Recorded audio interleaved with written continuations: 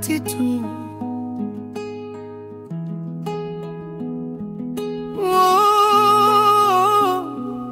Majaribu tunayopitia ni ya muda tu. Watu wanapotuona tukilia, hudhani tumekosa mbele za Mungu. Lakini si dhambi, ni safari. Ni kikombe ambacho lazima tukinywe. Maumivu tunayobeba mioyoni hatuwezi kumpa mwingine. Ni Mungu anayeruhusu tu kwa muda, aoneshe utukufu wake. Jaribu kwa mtu si kwamba ni mtenda dhambi,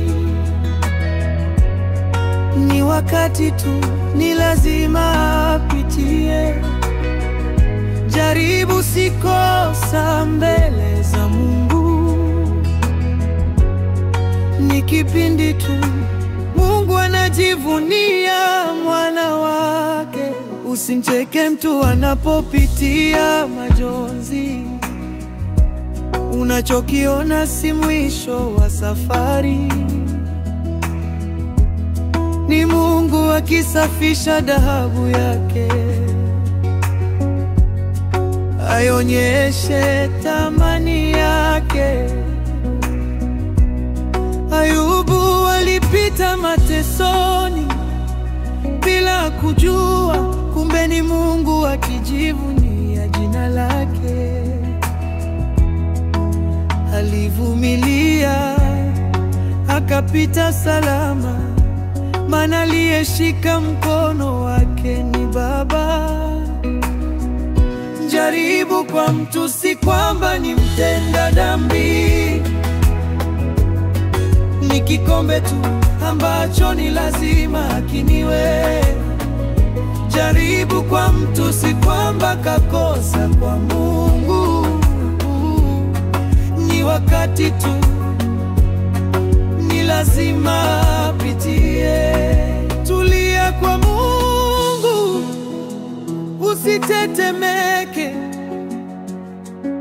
Kile unachopitia ni kwa muda tu.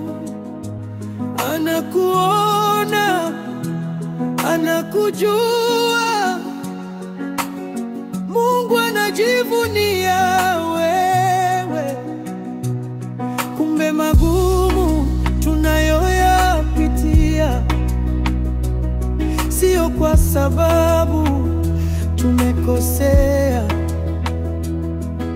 Ni Baba anayetaka tuinue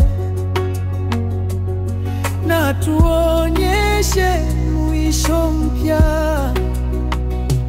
Kama umechoka, usikate tamaa. Huu sio mwisho wako.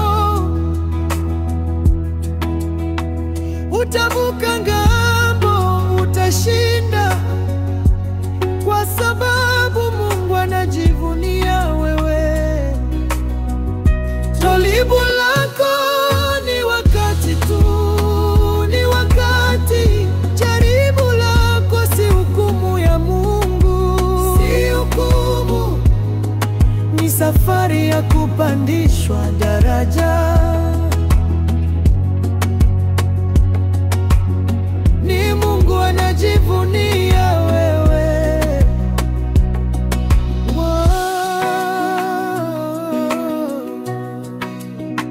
Ni wakati tu,